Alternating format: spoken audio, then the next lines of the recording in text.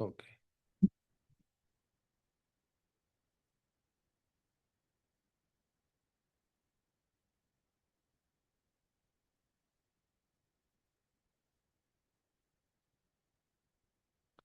So we did talk a little bit about this concept of nothingness.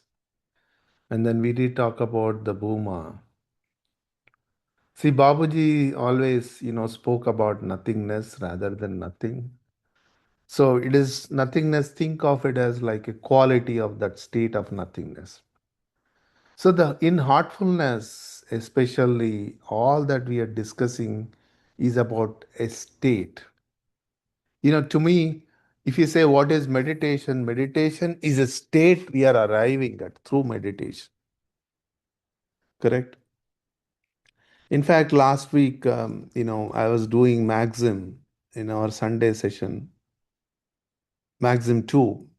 So it says, in the morning, start your day with the prayer, but how to pray, correct? So I said, when you say, I am like down here and you are up there and I want to pray for you, every time we pray, we are bringing the God or that higher essence to our level. And the higher essence at your level, at our level, can only help us at that same level. Suppose if we can go to that state and pray, then we are talking like equals. And of course, these concepts trouble many people because we always put this higher essence is something non achievable, it is something too far for us. But if you understand this meditative state, each meditative state is that higher level. So if I can bring that meditative state and then pray, then I am at that higher state. So it is very simple. It is just that we are kind of too much caught up in the semantics. But if you see the practicality, all the semantics will disappear when it comes to practice. I'm already attaining that meditative state. I already know that state. How much effort it takes to get to that state and then connect. See, there is no effort required to remember any state or connect with any state. For example, if I don't like that person, the moment I think about that person, I'm already having negative thoughts. I've already gone into that state. Suppose if I like someone, if I think about that person, I'm already having positive thoughts. That means my state is of the positivity. If I think about the nice ice cream I had before, I'm already tasting that ice cream. So there is no effort required to recall any state. Almost zero effort required. You just have to recall it and then go into that state. So, my previous meditation, I can recall that state and then pray. It gets refined. And then you are praying from a state, it says empty yourself. How do you empty yourself? That meditative state is nothingness. Every meditative state is already empty, nothingness. So when I go into meditative state, I'm already empty. I don't have to do any special effort to empty myself. How do you empty yourself? We don't ask these practical questions. Oh, you have to empty yourself. You should not have any desires. You should not have any attachments. We make it difficult for us by giving these instructions. So emptying yourself is that meditative state. You see how easy it is to be with that. You understand? That's why every meditative state is filled with that nothingness. And it happens in every meditation because of the transmission we receive. Every time we have this transmission, we are already put into that meditative state. So It's very, think in a very practical terms. Ask you the right questions. Okay, empty your thoughts. How do I empty my thoughts? Or how do I empty myself? The answer is always simple. Okay. Answer is always simple and easy to implement. If you are finding it difficult, that means we don't have the right understanding. That's all it means. Or we have translated, misconstrued those sentences. That's why every time we hear something, especially in this esoteric understanding, there were never instructions given in black and white. Because every time they speak, they cannot explain the whole thing. Yesterday, like we were discussing about conducting some workshop on the role of the master. Oh, he said, Babuji said, only God is the real master. Then why couldn't they replace the word with the master with the God? I said, if you ask Babuji who is the master, that's what he's going to say. He won't say, I am the master. So we have to understand where they come from. The master is a principle associated with this world.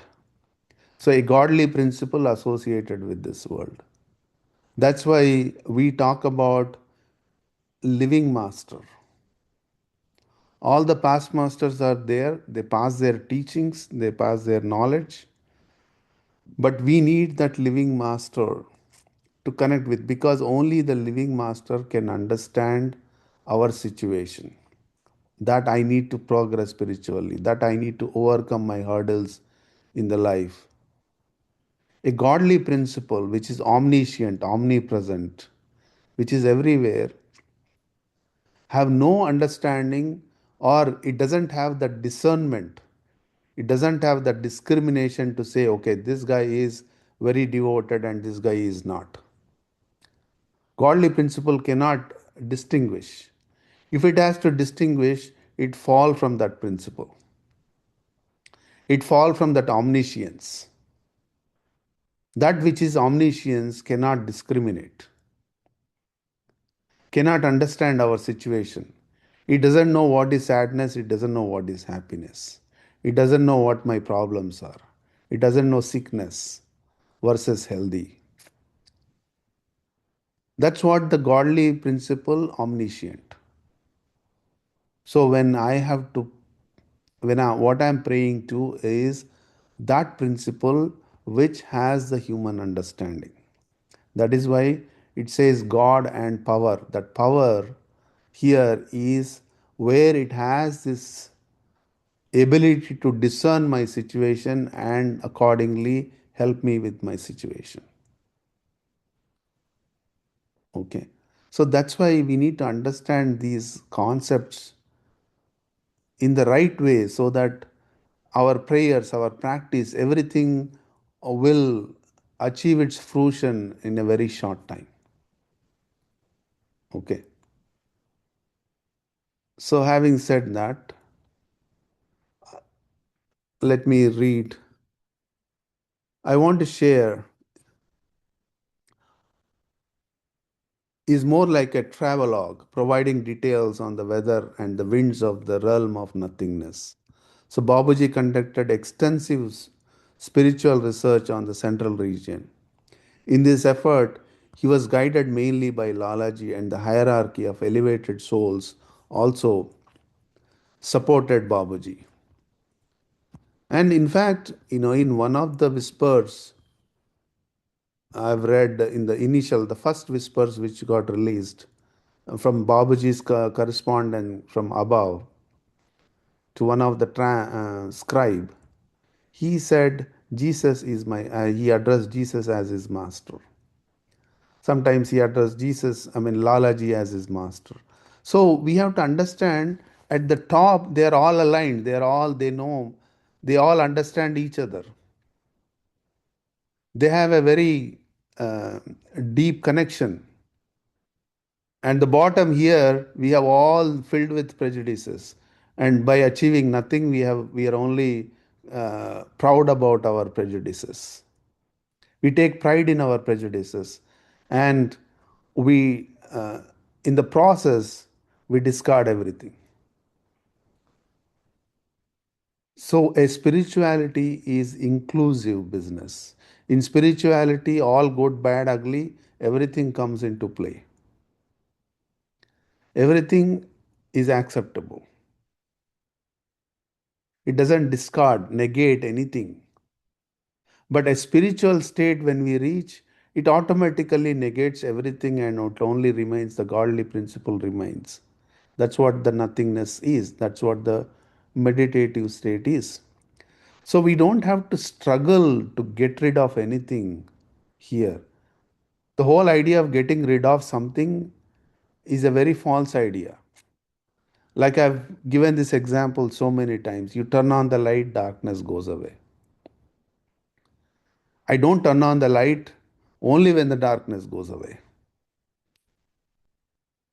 Same thing with the spiritual also.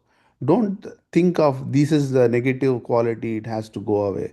That quality has to go away. My attachment has to go away. My ignorance have to go away. We have put too much pressure on ourselves, and nothing will go away ever unless I reach that meditative state. All that I have to do is reach that meditative state. It's like turning on the light. All which is dark goes away. Keep turning on that light, and I get refined more and more and more. That's the spiritual process. Here, the belief has no role to play in spirituality. Spirituality, that's why, becomes a very practice based, practically implementing everything we are learning in our life. Belief doesn't bring anything. Belief, in fact, separates me from that higher principle. We separate ourselves on the name of belief. You are up there in the heaven, I am up, down here in the on the earth. And the heaven and earth will never meet. But in spirituality, everything comes together. When everything comes together, what is that I am getting rid of and what is that I am gaining? Everything becomes one. So there is no gain in spirituality, there is no loss in spirituality. That is why there is a Indian saying, Sammam Bonam, means put all the things, sum it together, it all only belongs to one. So that makes our life very simple. All the prejudices drop without me dropping anything. All noble things flow into me without saying anything. All that I have to do is allow that meditative state to come in. And that's what we do in our meditation. Okay. So, using this body of research and my own experiences, I hope to offer a glimpse into this extraordinary realm. I pray that someday you will know it yourself. So, the stages of ego and the central region. By the time you enter the central region, your humility and purity create condition within you where you become like a newborn child and with total innocence. The sentiment is expressed in the Bible. Truly, I tell you, unless you change and become like the little children, you will never enter the kingdom of heaven. Like the mother's love protects and cares for the child, in the same way, you are now embraced by the source. Such intimacy between the soul and the source is because of the dissolution of separateness. As the ego is sublimated, the sense of separateness dissolves. Understanding the stages in which the ego sublimates can help one assess where they are in their spiritual journey. So as we go through, we kind of see that refinement. See here, spiritual journey is nothing but refinement. We are not going anywhere from somewhere to somewhere. Even the points we are discussing here, they're all, it's a multi-dimensional situation. From one dimension, we are becoming aware of another dimension. That's why we say we are moving from point one to point two. It is means now I became aware of that dimension. That's it. All these dimensions already exist. There is nothing new coming in. It is just that consciously all the barriers between the first dimension and second dimension are gone, so that I have become aware of the second dimension. And then the third dimension, fourth dimension, like that. Its awareness is getting refined. That's how we must look at a spiritual journey. So the idea of egoism originates from our identification with the physical body. When we attribute the body's actions to ourselves, our consciousness becomes fixated on the body. But think of it like this, it is a spectrum. Just because I identify with the body doesn't mean, that's why in the beginning itself I told you there is no negation in spirituality. There is no discarding. I cannot discard my physical body. I am very much alive. I have to take care of it. I have to pay attention to it. So that is one level of spectrum. When I become aware of my mind, another level of spectrum.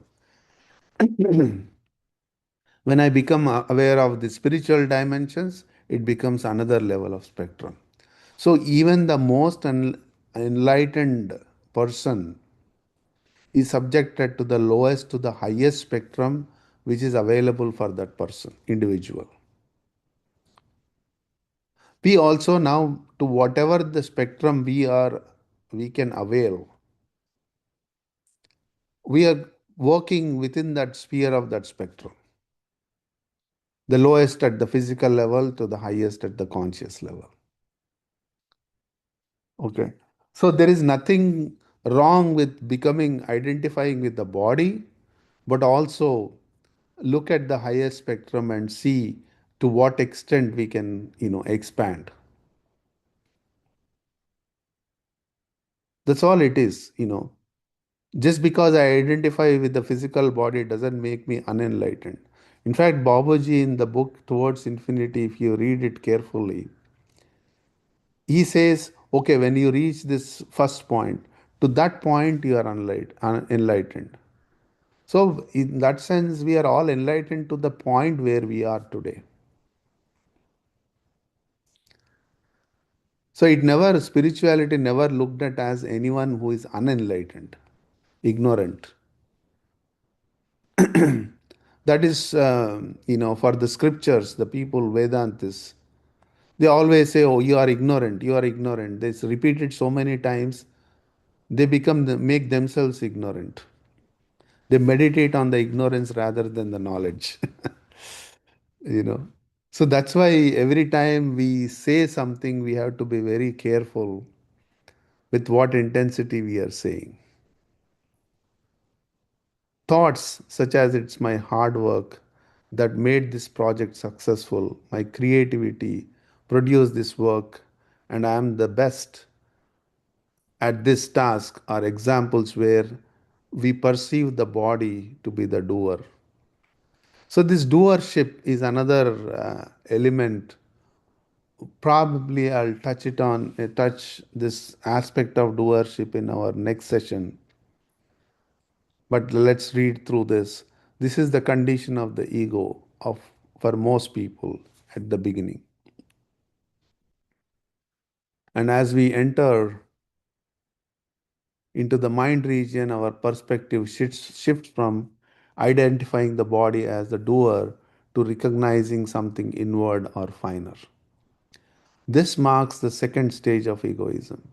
Depending on their beliefs, different people attribute this agency to various entities such as the soul, mind, God, guru, or some higher power. At this stage, body is no longer considered the sole doer. It's like this very simple example I'll give you. You're watching a TV, suddenly you feel some, uh, you know, a pain on your hand, and you look at it. This is a mosquito biting you. And what's your immediate reaction? You swat the mosquito, correct? So, what made you swat the mosquito? Is it the body sensation which you made you look at the mosquito, or is it just something much deeper which made that action possible? Of course, the physical action happens with the physical body, but the agency behind it goes much deeper. That's why, if any action, it says in Telugu, I'll say that Shivudi Agna lenide Chimaina Kuttadu means without God's permission, even a small ant won't bite you. So, at everything, there is a higher agency, even for a small thing. Even the mosquito is biting you, is there is a divine agency behind the mosquito, not you. And your swatting of the mosquito also, there is a divine agency. So when we look at that agency, for for us, swatting the mosquito is a good thing. But for mosquito, then we become the villains. Correct? We are a threat. We are a threat, and at the same time the life source for the mosquito. So now if you look at it, it gets very simple. Behind every action, there is this higher essence.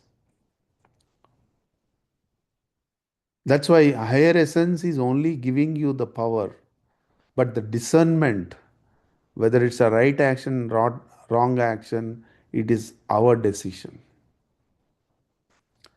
Divine essence, divine agency is only a cooperative force. It cooperates you with you. I can drink myself to death, it cooperates you. I can ennoble my life through meditation, it cooperates with you. So basically, the cooperation of the divine essence is always there with us, and how we utilize it depends on us. In every action, the action is coming from that divine agency only. So then, if I kind of recognize that divine agency,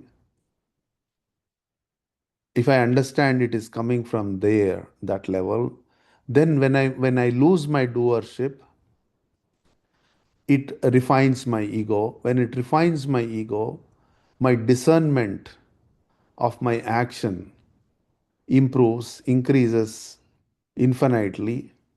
So, in that stage, I can never go or do anything wrong to harm anything or anyone. So, it changes my whole aspect of my being. Then we become truly human beings. Otherwise, the spirituality is there. Even in spiritual system, like once you get into an administrative stuff, they cannot agree with each other.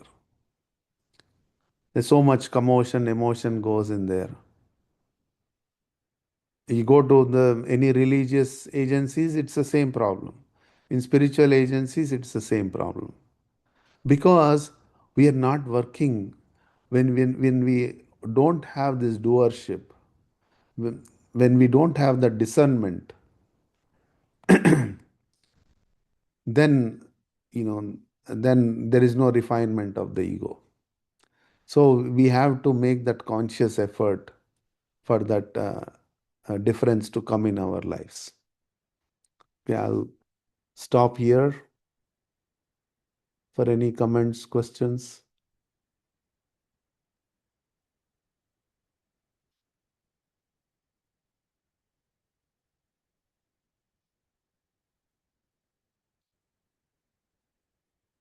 All right. Everyone is quiet. So let's get into meditation. Let me stop recording.